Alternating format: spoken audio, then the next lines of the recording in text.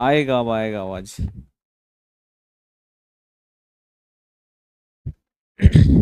Back.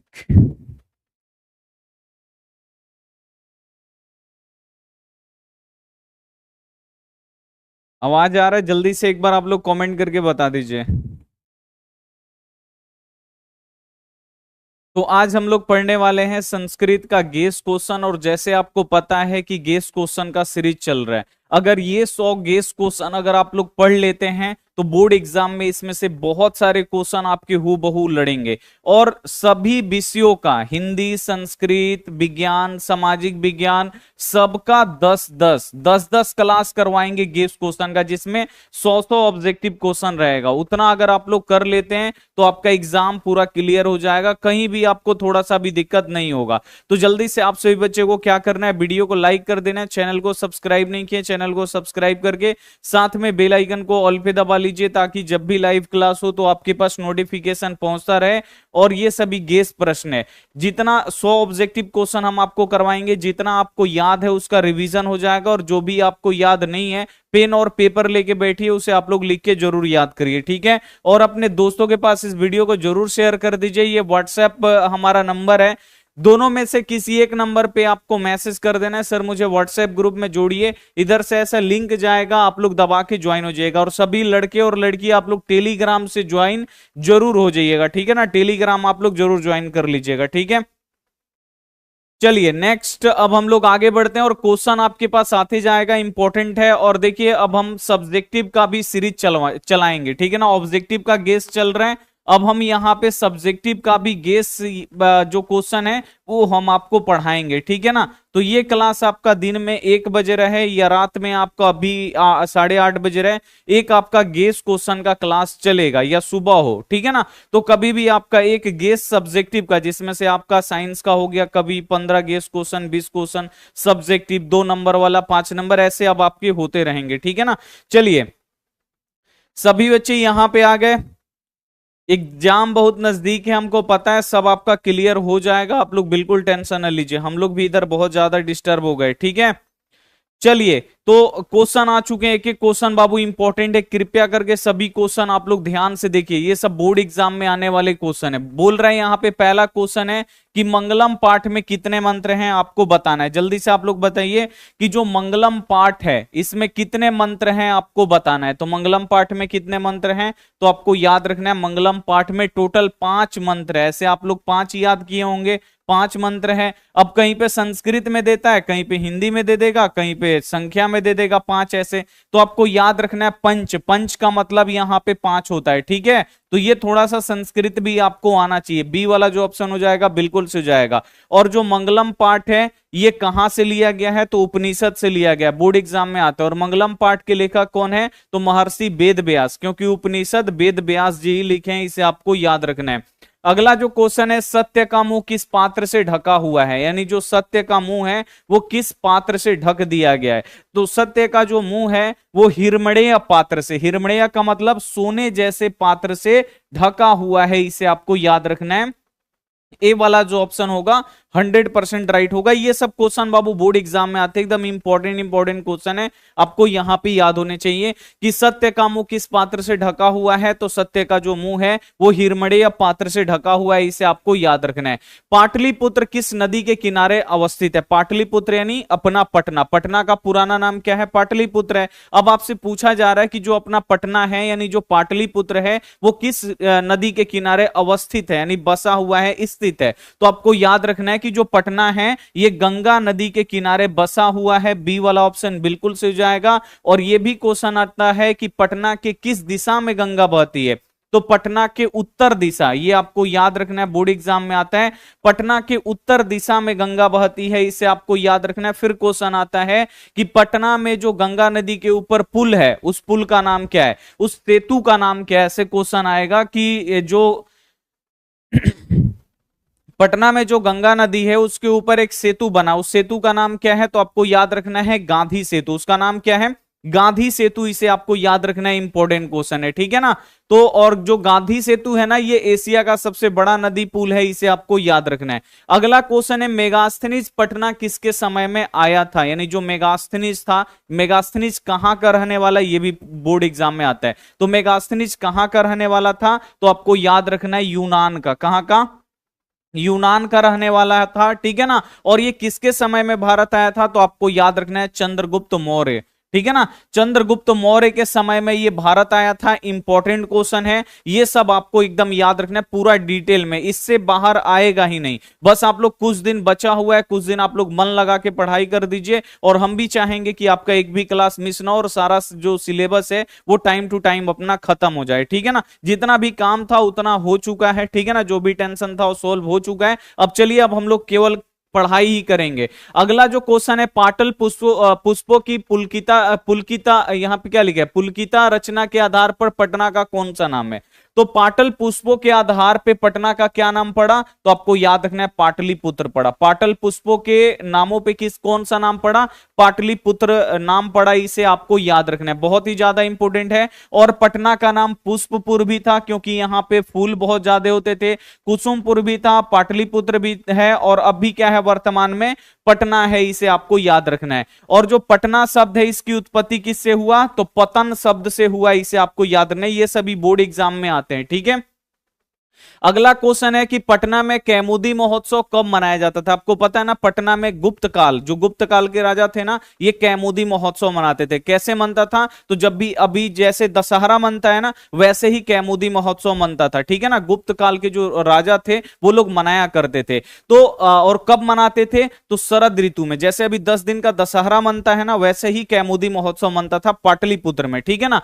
तो पटना में कैमुदी महोत्सव कब मनाया जाता था, यहाँ पे महोत्सव कब मनाया जाता था, तो गुप्त वंश के शासनकाल में। और अगर ऋतु का नाम पूछे तो आपको याद रखना है शरद ऋतु, ठीक है ना। शरद ऋतु, इसे आपको याद रखना है। कौन सा ऋतु, शरद ऋतु में ये मनाया जाता था, ठंडी में, इसे आपको याद रखना है, ठीक है ना। तो क्वेश्चन पहले आएगा कि पटना में कौन सा महोत्सव मनाया जाता था, तो पटना में कैमुदी महोत्सव मनाया जाता है।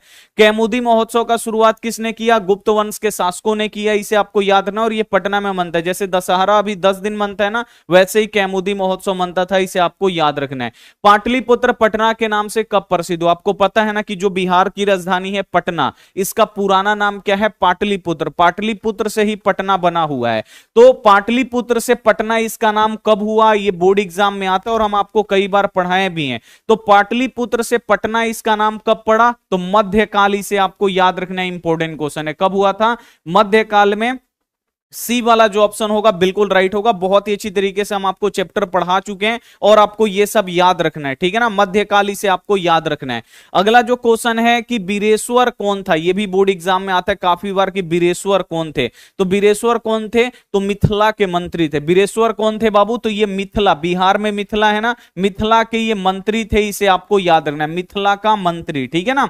बी वाला ऑप्शन बिल्कुल से जाएगा। और बीरेश्वर कैसे थे, तो ये दानशील आदमी थे, दयावान आदमी थे। लोगों को, जो गरीब थे उनको भोजन देते थे, जो आलसी थे उनको भी भोजन और वस्त्र देते थे, ठीक है ना। तो ये दानशील आदमी थे, इसे आपको याद रखना है। अगला जो क्वेश्चन है, आलसशाला में आग क्यों लगाई गई, तो आपको पता है ना कि 4 गो आलसी थे और वो लोग आलसशाला में रहते थे। तो आसपास के जो कम आलसी थे वो भी देखे कि बा उन लोगों को तो कुछ किए बिना ही सब चीज खाना पीना बिना मेहनत के मिल रहा है, तो हम भी आलसी बन के चले जाते हैं आलसशाला में, हमको भोजन भी मिलेगा, कपड़ा भी मिलेगा। तो बहुत सारे जो बनावटी आलसी हैं जाके आलसशाला में रहने लगे। आलसशाला का जो खर्च है बढ़ गया, इसीलिए आलसियों की परीक्षा लिया गया।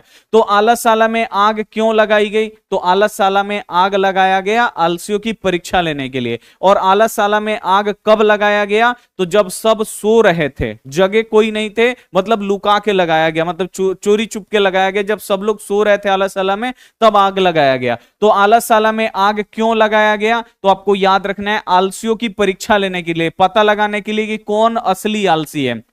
आग लगा तो जितने भी बनावटी आलसी थे वो आलस साला छोड़ के भाग गए, लेकिन जो चार सच में आलसी थे वही आलस साला में सोए रह गए। तो एक दयावान आदमी आते हैं, देखते हैं कि उनको बाहर नहीं निकाला जाएगा आलस साला से, तो जल के मर जाएंगे। तो आलसियों को कैसे बाहर निकाला गया ये भी बोर्ड एग्जाम में आता है, कि बोर्ड एग्जाम में ऐसे क्वेश्चन पूछता है कि चारों आलसियों को बाहर कैसे निकाला गया। जल्दी से आप लोग कॉमेंट करके बताइए।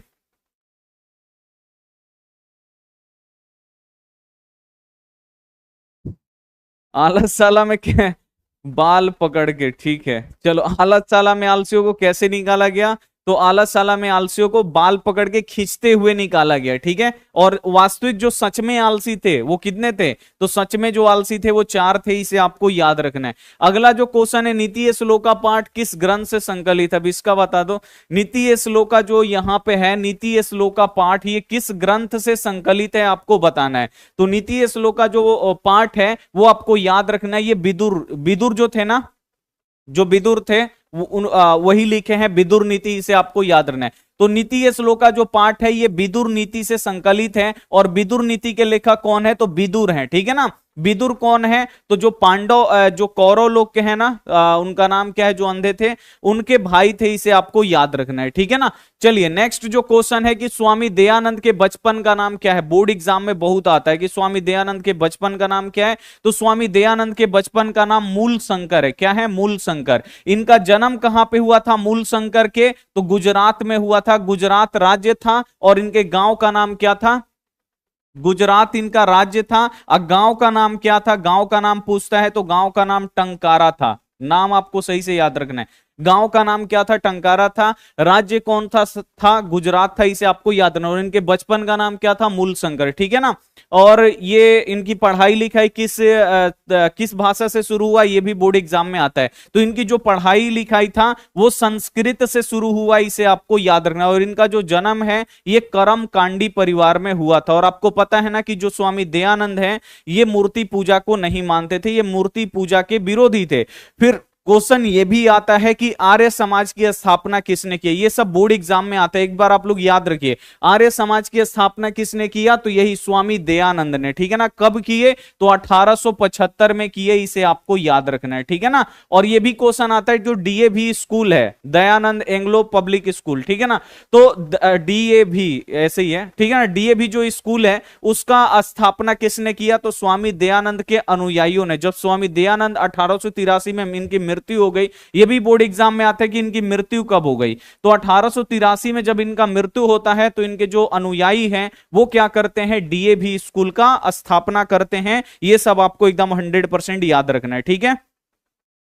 समझ में आ रहा है जो भी हम आपको पढ़ा रहे हैं। आराध्या बहुत ही बढ़िया, डॉली पंडित बहुत ही बढ़िया, चलिए श्वेता प्रिया बहुत ही बढ़िया, चलिए दुखी लड़का बहुत ही बढ़िया, चलिए अमित, सभी बच्चों को समझ में आ रहा है। बस आप लोग सुनते रहिए, कहानी की तरह सुनते रहिएगा, एकदम 100% आपको समझ में आ जाएगा भाई सब। अब क्या बोले, अब करवा देंगे भाई, कितना गुस्सा, इतना लाल लाल आंख कर दे रहे हो भाई। अंशु कुमारी बहुत ही बढ़िया, रानी बहुत ही बढ़िया। मंदाकिनी वर्णम पाठ के कवि कौन है, ये अभी हम आपको पढ़ाए ना, मंदाकिनी वर्णम पाठ, जिसमें राम जी, सीता जी और लक्ष्मण के साथ जो तीनों आदमी को जब वनवास होता है 14 साल के लिए, तो ये कहां पे जाते हैं, चित्रकूट जाते हैं, ठीक है ना। और वहीं पे एक चित्रकूट पर्वत है और वहीं से मंदाकिनी नदी बहती है। और मंदाकिनी, वहां पे उस नदी का नाम क्या है, गंगा नदी है, लेकिन वहां के लोग उसे क्या बोलते हैं, मंदाकिनी बोलते हैं, ठीक है, उस नदी को। तो मंदाकिनी वर्णम पाठ के कवि कौन है, तो ये कहां से है मंदाकिनी वर्णम, तो इसमें राम जी, सीता जी, लक्ष्मण है, किस किताब से आएगा, ये रामायण से आएगा। और रामायण कौन लिखे हैं, तो आपको याद होना चाहिए कि जो रामायण लिखे हैं वो वाल्मीकि जी लिखे हैं, तो ये वाल्मीकि रामायण के हैं, ठीक है ना, इसे आपको याद रखना है। और ये भी क्वेश्चन आता है कि जो मंदाकिनी नदी है ये किस पर्वत के निकट से गुजरती है, तो मंदाकिनी जो नदी है ये चित्रकूट पर्वत से निकट से होकर गुजरती है, इसे आपको याद रखना है। इंपॉर्टेंट क्वेश्चन है, ये सभी बोर्ड एग्जाम में आता है। अगला जो क्वेश्चन है कि व्याघ्रपति कथा पाठ के रचयिता कौन है, यानी व्याघ्रपति कथा पाठ, ये भी हम आपको पढ़ाए थे कि बाघ जो था वो सोने का कंगन का लालच दिखा के एक पति को कीचड़ में फंसाता है, फिर बाघ उसे मार के खाता है। तो व्याघ्रपति कथा पाठ के रचयिता कौन है, तो आपको याद रखना है नारायण पंडित, ठीक है ना। और बाघ के पास क्या था? सोने का कंगन था। बाघ कहां बैठा था? तो आपको याद रखना है तालाब के किनारे, नदी के किनारे नहीं, नहीं तो बहुत सारे बच्चे बोलते हैं नदी के किनारे, तालाब के किनारे, इसे आपको याद रखना है, ठीक है।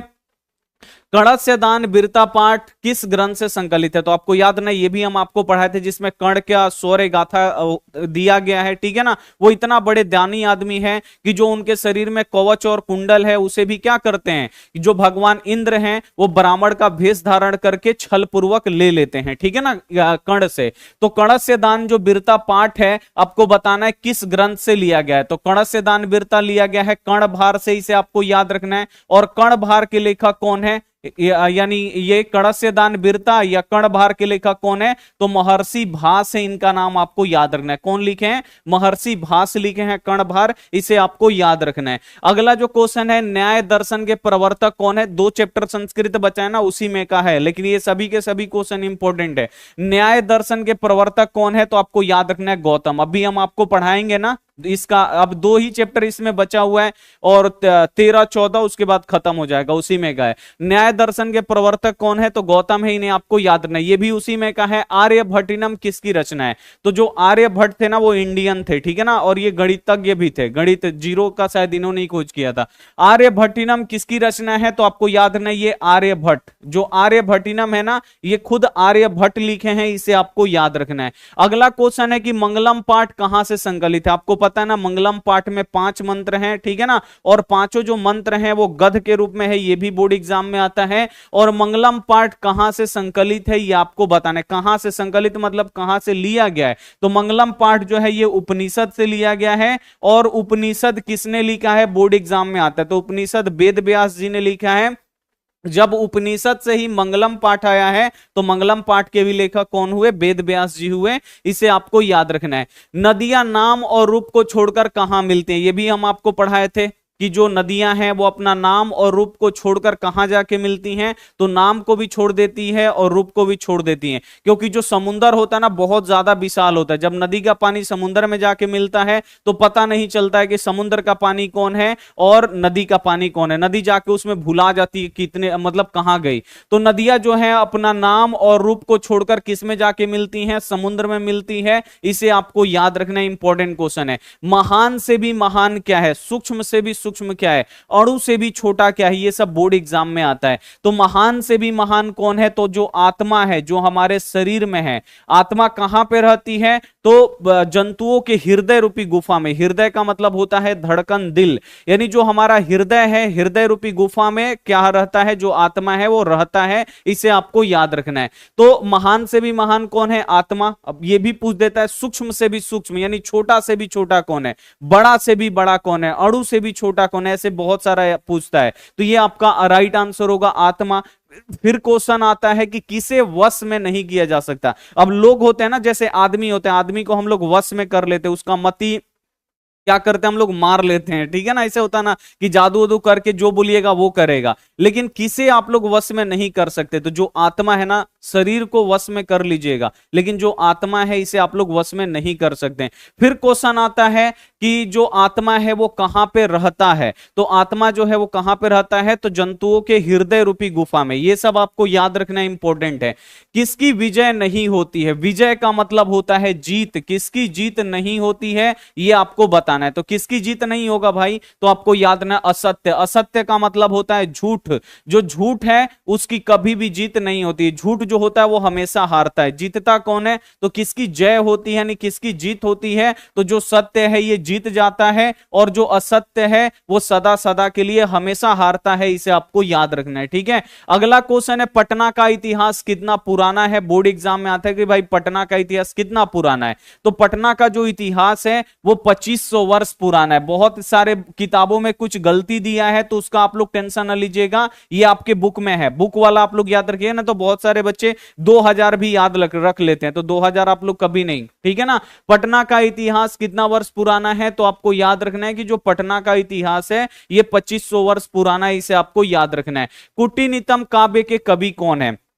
ये भी हम आपको पढ़ाए हैं। कुट्टी नीतम काव्य के कवि कौन है? दामोदर गुप्त हैं, इन्हें आपको याद रखना है। इंपॉर्टेंट क्वेश्चन है बाबू, जो आपको याद है उसका आपका रिवीजन हो जाएगा, और जो आपको याद नहीं है उसे कृपया करके क्वेश्चन लिखिए और उसका राइट आंसर लिखिए, और दिन में कभी भी बैठ के आप लोग याद कर लीजिए उसे। आप लोग पेन और पेपर लेके बैठिए। यूनान का राजदूत कौन था? तो यूनान का जो राजदूत था ये मेगास्थनीज था, और जो मेगास्थनीज था ये किसके समय में भारत आया था? चंद्रगुप्त मौर्य के, जो शुरू में हम आपको पढ़ाए थे, ये पूछा था। तो यूनान का राजदूत कौन था? तो यूनान का जो राजदूत है वो कौन है? मेगास्थनीज है, इसे आपको याद रखना है। और जो ये मेगास्थनीज है ये किसके समय में भारत आता है? तो चंद्रगुप्त मौर्य के समय में भारत आता है, इसे आपको याद रखना है। राजशेखर की रचना कौन सी? ये भी हम आपको पढ़ाए थे, संस्कृत साहित्य लेखिका में है ये, ठीक है ना। तो राजशेखर की रचना कौन सी है? तो आपको याद रखना है राजशेखर की रचना कौन सी है? काव्य मीमांसा है। ए वाला जो ऑप्शन होगा यहां पे बिल्कुल सही जाएगा। राजशेखर की रचना कौन सी है? काव्य मीमांसा। ये सब आपको याद रखना है। आलस कथा के रचयिता कौन है? अभी यहां पे आपसे पूछा जा रहा है कि जो आलस कथा है जिसमें आलसियों के बारे में बताया गया, आलस कथा नहीं, अलस कथा, ठीक है ना। आ करके आप लोग याद नहीं करिएगा। अलस कथा, अलस कथा के लेखक कौन है? तो जो अलस कथा है, ठीक है ना, अलस कथा का मतलब होता है आलसियों की कहानी, ठीक है ना। तो अलस कथा के जो लेखक हैं वो कौन है? आपको याद रखना है विद्यापति, ठीक है ना। और ये जो विद्यापति है ना ये अपने बिहार के ही थे, इन्हें आपको याद रखना है। इन्हें कोकिला कहा जाता है, मैथिली कोकिला भी इन्हें कहा जाता है, इसे आपको याद रखना है, ठीक है।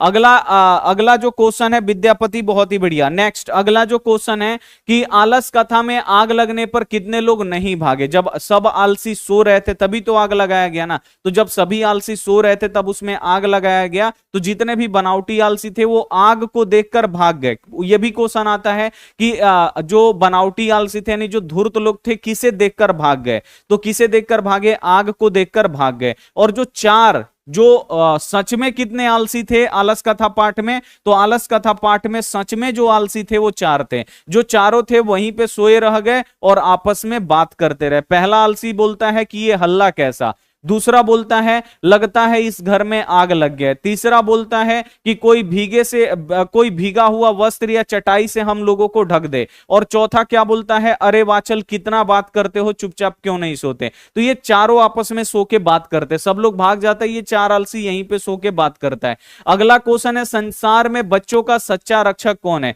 तो संसार में बच्चों का सच्चा रक्षक कौन है? तो आपको याद रखना है उनकी माता, जो माता होती है, जो माएं होती हैं, ये बच्चों की क्या है? सच्चा रक्षक है, हमेशा रक्षा करती हैं, इसे आपको याद रखना है। स्त्रियों, अब ये भी क्वेश्चन आता है स्त्रियों के रक्षक कौन है? तो स्त्रियों के रक्षक कौन होते हैं? तो उनके पति होते हैं, इसे आपको याद रखना है, ठीक है। ऋग्वेद में कितनी मंत्र दर्शनवती ऋषिकाओं का उल्लेख है? अब आपको पता है ना, एक ऋग्वेद में पूछता है और दूसरा यजुर्वेद में पूछता है। तो यजुर्वेद में आपके 5 है, ठीक है ना। और ऋग्वेद जो है ना ये बहुत ही बड़ा है। अगर आपसे क्वेश्चन पूछा जाए कि सबसे बड़ा वेद कौन सा है, ये जीके में क्वेश्चन आता है। वेद आपके 4 होते हैं, ऋग्वेद, साम वेद, यजुर्वेद, अथर्ववेद, ठीक है ना। तो ये जो 4 वेद होते हैं इसमें सबसे बड़ा कौन सा है? तो सबसे बड़ा जो होता है वो ऋग्वेद होता है। और ऋग्वेद मान लीजिए सबसे बड़ा है तो इसमें सबसे ज्यादा महिलाएं रहेंगी ना, तो सबसे ज्यादा महिलाएं किस में है? एक में तो 5 है और एक में कितनी है? 24 है। तो आपको याद रखना है ऋग्वेद बड़ा है तो इसमें सबसे ज्यादा महिलाएं रहेंगी। तो जो ऋग्वेद है आपको याद रखना है इसमें 24 दर्शनवती महिलाओं का उल्लेख है। तो 24 कैसे देगा? कहीं पे यहां पे ऐसे लिख देगा 24, कहीं पे ऐसे लिख देगा 24, ठीक है ना। अब कहीं संस्कृत में लिखेगा तो संस्कृत वाला आप लोग याद रखिएगा, यहां पे चतुर्विशांति से आपको याद रखना है, ठीक है ना। बी वाला जो ऑप्शन हो जाएगा यहां पे बिल्कुल राइट आंसर होगा 24, ठीक है, ठीक है। 24 यहां पे क्या होगा? बिल्कुल 100% राइट होगा। यज्ञवल्क्य की पत्नी कौन थी? यज्ञवल्क्य जो थे अपनी पत्नी को आत्म तत्व की शिक्षा दिए थे, आत्मा के बारे में शिक्षा दिए थे, ठीक है ना। तो यज्ञवल्क्य की जो पत्नी थी कौन थी? तो आपको याद रखना है मैत्रेयी। मैत्रेयी को ये क्या दिए थे? आत्म तत्व की शिक्षा दिए थे, आत्मा के बारे में शिक्षा दिए थे, ठीक है ना। तो ये आपको याद रखना इंपॉर्टेंट है। महाभारत में किस लेखिका का उल्लेख मिलता है? ये भी बोर्ड एग्जाम में बहुत आता है कि महाभारत में कौन सी लेखिका है जिनका उल्लेख मिलता है। तो महाभारत में आपको याद रखना है कि जो यहां पे सुलभा है, महाभारत में कौन है बाबू? आपको याद रखना है सुलभा। जो महाभारत में सुलभा है, सुलभा का यहाँ पे क्या मिलता है बाबू, उल्लेख मिलता है, वर्णन मिलता है महाभारत में। जान लीजिए महाभारत में उस समय जब लोग स्त्रियों को नहीं पढ़ाया करते थे, उस समय मान लीजिए कि ये स्त्री है, विदुषी है। विदुषी का मतलब जो होते हैं ना विद्वान की स्त्रीलिंग क्या होगा, विदुषी।